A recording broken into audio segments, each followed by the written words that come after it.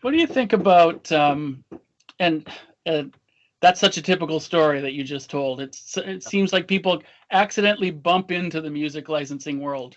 Yeah. They kind of back into it because they were trying to do something else that they thought would, was more of a bigger payday. But this is such a slow burn, this world, that it sneaks up on you where you realize, hey, suddenly the what I've done in the last few years actually can pay the mortgage, or it can actually, pay my travel at least. Yes. But I wanted to ask you about, or how would you recommend people approach that now, where they get out of high school and maybe they want to go into some kind of recording academy or recording school, or maybe they want to get a music major at a university. I mean, I think there's value in that stuff, but I did when I was in college, I did the traditional kind of college music route, music theory, jazz harmony, all that kind of stuff. Okay. And then I got really lucky that one of my friends, a guy I used to play in a band with, started teaching recording classes in the 80s. Bill Gibson is his name. He's wrote a bunch of books for Mix magazine. He's co-wrote a book with Quincy Jones recently. Really got into the engineering thing. But I got to be, when he was teaching classes, I got to be the house band for all of his students for quite a few sessions. And so I was basically learning the recording class. So in that sense, I did get a really good education from some pros. But yeah, like you, I mean, I think education is great. I think that everybody to have a good broad background of education and in college or extended education. And for music in college, if somebody had the means and I was advising them based on what I know now, I would probably steer them towards the music schools where everybody's doing that, basically for networking reasons. Not that you're going to get a better education there per se, but places like Berkeley of Boston or Belmont down in Nashville. Mm-hmm. And the main reason for that is the connections, is because you go to a major university around here with a bunch of music people, and chances are they're not all going to end up in music. In fact, a lot of them won't. But at major music schools, probably a high percentage of them are going to end up somewhere in the music business. So you're already building your network even before you start. Having said that, in this day and age, man, do you need that for doing production music? No, I don't think so. There's so much on YouTube, and now you're starting to put out educational YouTube videos. There's so much on YouTube that you can learn. I still use it all the time. There's so much for production music. If you're already a musician that can record songs, you can go to some of the major libraries and go through their catalog and just listen and learn how to do cues. I'm a proponent of overall education. I think is a good thing. But yeah, you can learn how to do this. Yeah. So yeah, that's something I wanted to bring up as well. I mean, I think that so much has changed in the last, I don't know, dozen years or so, with the onset of, just digital streaming services and social media, and so much that has helped artists get music to the public. Like, there is really no impediment anymore between them and the public. I think maybe what might be getting forgotten is that still the music business is still really a relationship business. Yeah. And, there's the relationship between an artist and their fans, and then the one between an artist and their peers. And these are the people that help you.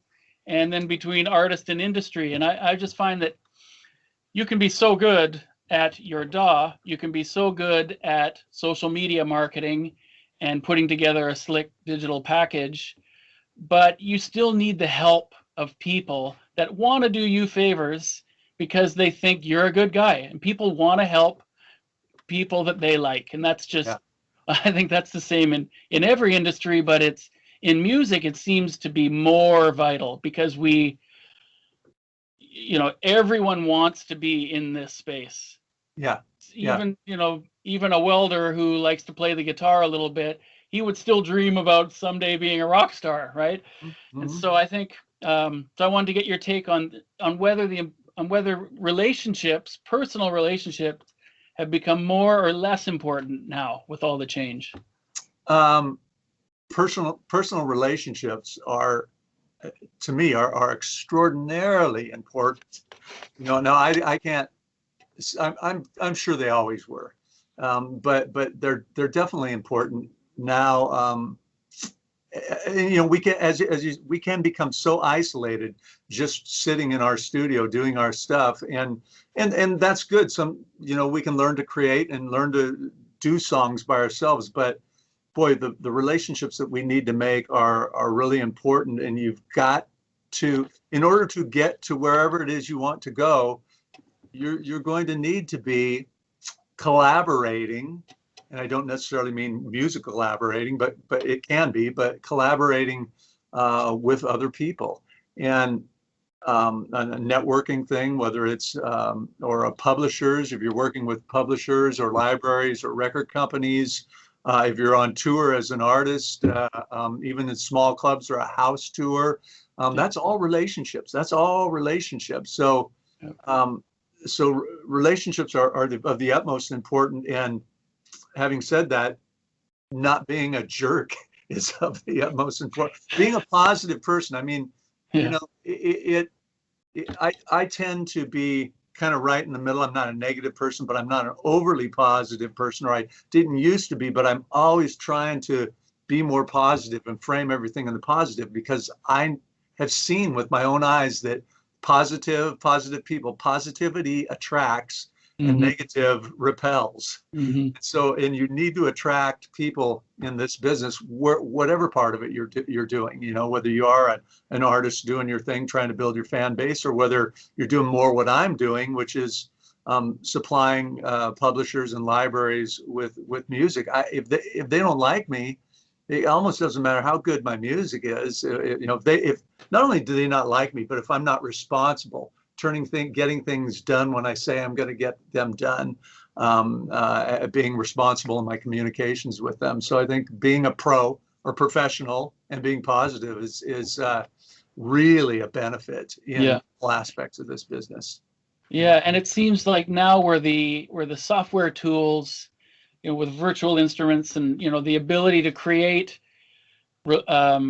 arrangements that are pro quality, we'll call it, more people can do that level of work than they ever could before. So now you've got 50, let's say, where there used to be 2 people that could put together an orchestral piece.